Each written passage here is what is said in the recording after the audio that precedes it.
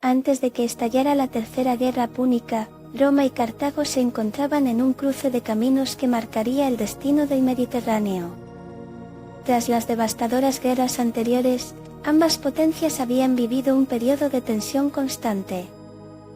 Roma, victoriosa y en plena expansión, había consolidado su poder en la península itálica y buscaba ahora proyectarse más allá, mientras que Cartago, aún herida por la Segunda Guerra Púnica y debilitada tras la pérdida de sus territorios, luchaba por recuperar su antigua gloria. A pesar de sus diferencias, existía un ambiente de rivalidad que se palpaba en el aire. El comercio, el control de rutas y la influencia política eran motivos de discordia que mantenían a ambas naciones al borde del conflicto. Las reparaciones impuestas a Cartago tras la guerra anterior habían dejado una herida abierta, y muchos cartagineses soñaban con recuperarse y desafiar a Roma.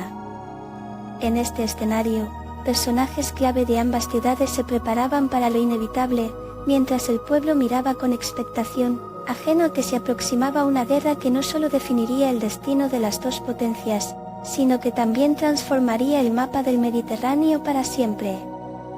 La Tercera Guerra Púnica no surgió de la nada, fue el resultado de un largo proceso de tensiones y rivalidades acumuladas. Tras la Segunda Guerra Púnica, Roma había salido triunfante, pero la victoria trajo consigo un alto precio. Las reparaciones a las que Cartago fue sometida dejaron a su economía en ruinas y a su orgullo hecho pedazos. Sin embargo, el verdadero problema radicaba en el temor de Roma a un renacer cartaginés. La idea de que Cartago pudiera resurgir como una potencia competitiva asustaba a los romanos, quienes estaban decididos a evitar cualquier posibilidad de que esto ocurriera. Entretanto, algunos líderes cartagineses, con un fervor casi nostálgico, soñaban con restaurar la grandeza de su ciudad y recuperar sus antiguos territorios. Esta mezcla de ambición y desconfianza sembró las semillas del conflicto. La rivalidad no solo era territorial, la lucha por el dominio comercial y la influencia política encendía aún más las llamas de la confrontación. Con cada provocación, el ambiente se tornaba cada vez más tenso, llevando a ambos bandos a un inevitable desenlace que culminaría en una guerra devastadora. Así, mientras Roma se preparaba para consolidar su poder en el Mediterráneo, Cartago se aferraba a sus últimos hilos de resistencia, sin saber que el enfrentamiento definitivo estaba a la vuelta de la esquina. La chispa que encendió la Tercera Guerra Púnica se dio en 149 a.C., cuando Roma, temerosa de un resurgimiento cartaginés, decidió actuar. Tras numerosas tensiones y provocaciones, el Senado romano no pudo ignorar más los rumores de que Cartago había comenzado a recuperar su poder militar y económico. En un movimiento decisivo, Roma declaró la guerra, utilizando como pretexto las acciones defensivas de Cartago contra una tribu vecina, los númidas, que habían estado amenazando sus fronteras. Este acto fue presentado como una medida para mantener la paz en la región del norte de África, aunque la verdad era que Roma deseaba erradicar cualquier posibilidad de una recuperación cartaginesa. Preparativos masivos comenzaron en Roma. Se enviaron legiones al norte de África y se organizaron flotas navales para bloquear cualquier intento de Cartago de exportar sus recursos. Los romanos, ansiosos por exhibir su poder, se comprometieron a mostrar la fuerza militar que había caracterizado su anterior victoria sobre Cartago. Mientras tanto, en la ciudad fenicia, el pueblo y sus líderes, que habían atesorado la esperanza de renacer de sus cenizas, también se preparaban para resistir, sin saber que esta guerra sería su última batalla. Con la declaración de guerra, Roma se lanzó a la planificación de una estrategia militar que prometía ser decisiva. En primer lugar, el enfoque romano giró en torno al uso de su poderosa armada, un aspecto que había demostrado ser crucial en conflictos anteriores. Se diseñó un cerco naval para cortar cualquier ruta comercial hacia Cartago, asfixiando así sus recursos y estableciendo control sobre el Mediterráneo. Pero Roma no solo confiaba en su fuerza naval, también diseñó un plan para llevar a cabo una invasión terrestre. La construcción de un campamento militar cerca de Cartago fue una de las primeras acciones significativas, y al mismo tiempo, se comenzaron a alinear fuerzas de diversas provincias romanas. Escipión Emiliano, un líder militar destacado, emergió como figura clave en esta fase inicial, anticipando el tipo de resistencia que se encontraría. Las legiones romanas, respaldadas por una logística bien planificada, se preparaban para un enfrentamiento que no sería sencillo. Los romanos sabían que una victoria rápida podría evitar un largo y costoso conflicto, así que la estrategia se centró en un ataque coordinado y contundente. La tensión aumentaba a medida que ambas partes se preparaban para el choque final, una lucha que marcaría el desenlace de Cartago. La resistencia cartaginesa durante el largo asedio fue un ejemplo impresionante de tenacidad y determinación. Con el cerco romano estrangulando lentamente sus recursos, los cartagineses no se rendían sin luchar. La ciudad, construida a orillas del mar, se defendía con uñas y dientes, utilizando sus murallas robustas y la astucia de sus líderes para resistir el implacable avance romano. A pesar de su economía devastada, los habitantes comenzaron a refugiarse en un fervor patriótico que encendía sus esperanzas de sobrevivir. Las tácticas defensivas incluían la construcción de fortificaciones improvisadas y la organización de patrullas para sembrar la confusión entre las tropas romanas.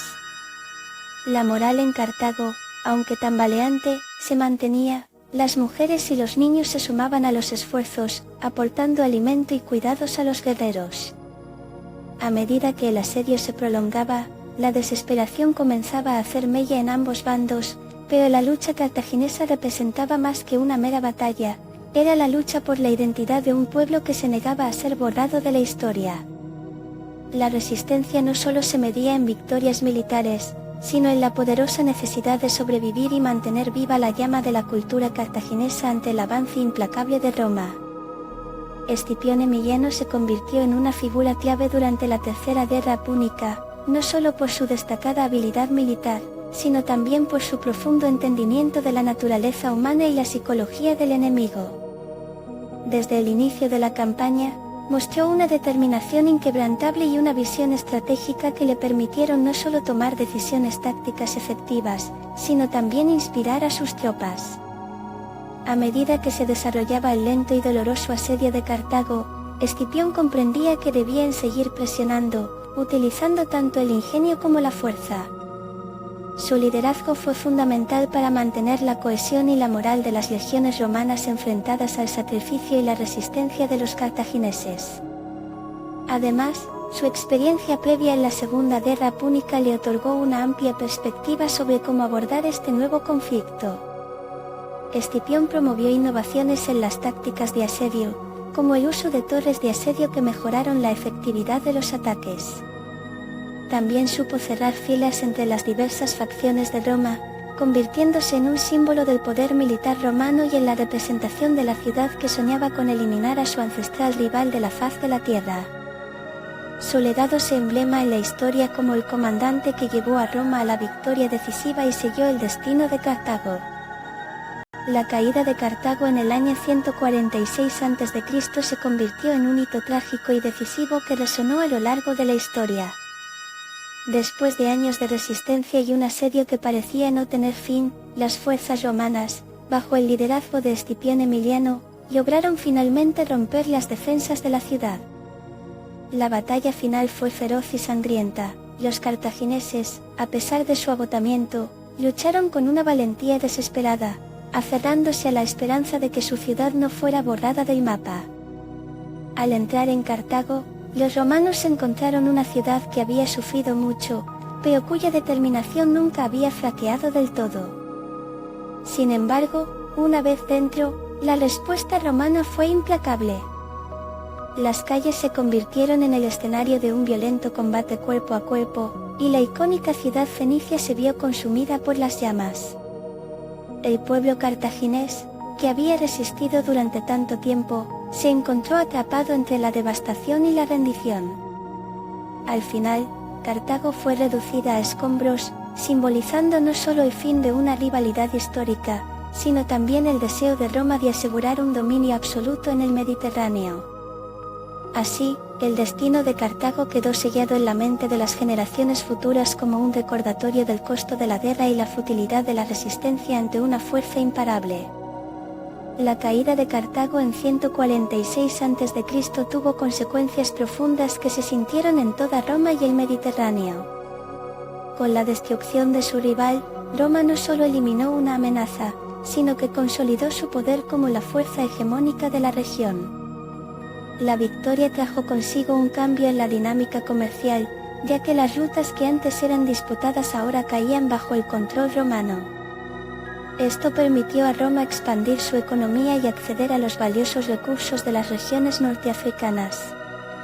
Sin embargo, el final de Cartago no se tradujo solo en un aumento de riquezas, también dejó un vacío político y cultural.